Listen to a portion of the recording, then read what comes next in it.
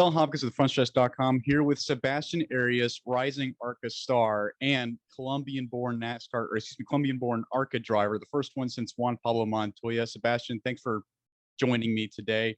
How you doing? I'm doing great. Well, thank you for your time today. It's my pleasure being here. Absolutely. Sebastian, this is, it's, I would say unprecedented, but obviously, following the footsteps of Juan Pablo Montoya, going back to your early life in Colombia, tell me what it was like growing up in Colombia.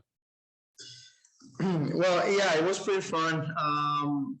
Everybody in Colombia, they love Formula One. They of course, they respect Juan Pablo as a driver since he came from Formula One, IndyCar, and then NASCAR, and then he went to prototypes. So everybody still talk about him as pretty much like the reference. Back in the day, I used to race go-karts when he was in NASCAR, and I said, hey, you know what? I want to make it there, and I want to write history as like he's doing right now at that time. Yeah, I was just about to ask, what's the racing culture like in Colombia? Obviously, I mean, the only exposure that we really have is, of course, Montoya.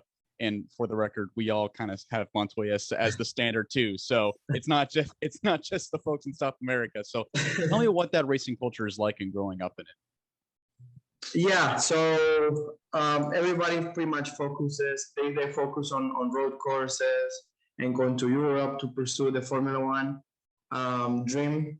But I think I was the only kid to pursue the NASCAR. I always loved NASCAR, and yeah, so that's why I was like, you know what, I'm gonna take this route. Yeah, I was gonna get to that also. You went over to Europe and to race go-karts, and then you got the NASCAR bug, and you mentioned that Montoya was driving at the time. Is that kind of what got you into stock car racing and NASCAR? Yeah, Montoya was my reference. I used to watch him when he was racing with the Target car, the Dodge car. So it was cool, and that's why I fell in love with NASCAR because I started making research and watch more videos, watch more races from back in the day, and I was like, wow, that's pretty cool. Have any of your other friends just kind of like approached you and said, NASCAR? Like, really? Have any of your friends back home said that? Yeah. I actually have a couple of friends that were racing Formula Renault in France at that time, and we were in touch, and they were kind of asking me like how I was doing here in the States, and they were like, really, NASCAR? And I say, yeah, here I am. So well, so far you're in the ARCA series, so that's a pretty good start in the West series running with Nascimento Racing. Tell me about how that deal came to be. So everything went together because of my manager. We closed the deal pretty much last year, at the end of last year. We were on board with the folks of Brady IFS and Robert Maid, and we were like, you know what, let's do it, let's keep going. And that's how we got it together. Tell me a little bit about your schedule for 2022. If I'm not mistaken, is it 7 races? Is that correct? 7 races for the ARCA Menard series? Is that right, or is it just the West series? Yeah. So right now we have 7 races in the West series. We are finalizing. We're trying to close the remainder of the races. And yeah, that the focus is to the full season this year still. What track are you looking forward to in this year? You just ran Phoenix, so tell me about what you're looking forward to later on this year. Well, pretty much every track. I mean, I'm looking for the next one, Kern County Speedway. It's not on iRacing, but I've been trying to do something similar, so I'm looking forward to that. Sonoma is in my bucket list. My background is road course, so I have a great feeling about Sonoma, and of course Phoenix at the end of the year, which pretty much I think Phoenix has become one of my favorite oval tracks so far. So I'm looking forward for that one. I was gonna say the road courses, and then you mentioned Sonoma being your background and everything and now with NASCAR just bringing on the road courses throughout this year, even in the Cup level, what is your idea for the future for yourself? What's your career end goal? I mean, I would imagine it's Cup, but what would be your favorite? Where would you want to land? So I have everything already vision. I want to be a Cup driver. I want to pretty much end up my career in the Cup Series. I want to race for one of the top teams. Could be Penske, could be Hendrick. Those are like my goals. In fact, I have a vision board in front of me with those teams. So yeah, that's what I'm working on right now. How are you? Have you reached out to any of them? Have they reached out to you at all? I actually had the chance to go to Hendrick Motorsports like 2 years ago, and that's when I fell in love with the organization. I mean, they have great headquarters. I mean, wow, it's just huge. Have you had the chance to go there? Oh yeah, I got to go there a few Yeah. years ago. Yeah, it's amazing. So I was like, you know what, I gotta make it there, and that's what keeps me going to work harder and push every single day.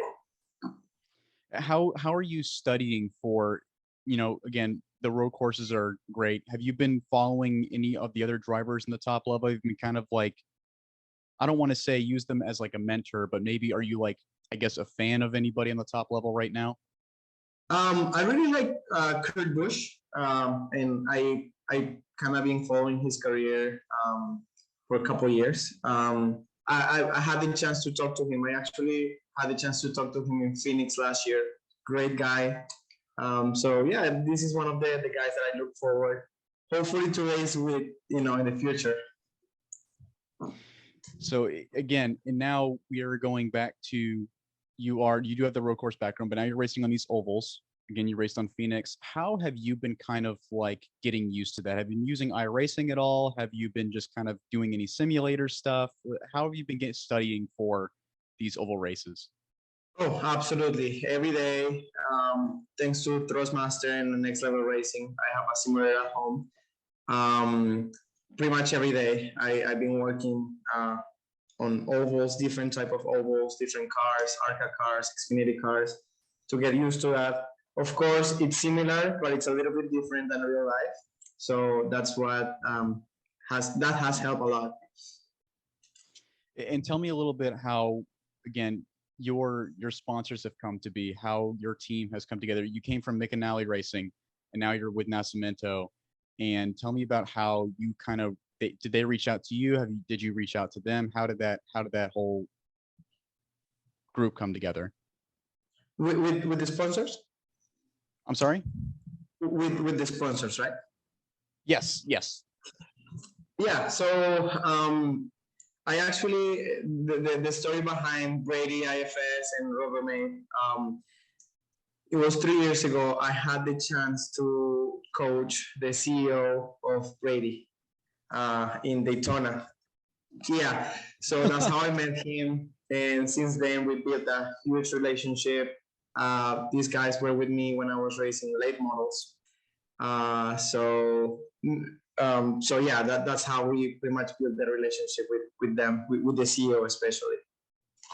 And finally, what is your goal with this new team, with these new sponsors, with this group, with Nascimento? What would be the perfect way for you to end the 2022 year? Oh, absolutely. Well, I'm going after it.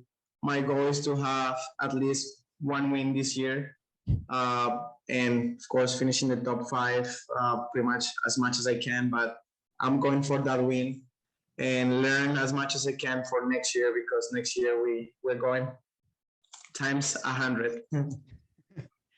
Well, wait. Times 100. Well, hold on. What does that mean? Do you mean, is it going to be like, oh yeah, we're going all the way now? We going full time? Well, right now we're going 100%. Next year is gonna be 200%, and Okay. 2 years ago, in 2 years, it's gonna be 300%. So I get you. This year is what we're trying to do is learn the car as much as we can, learn the tracks, and work with the team in harmony in order to have great results. That's the plan. We want to have great results this year.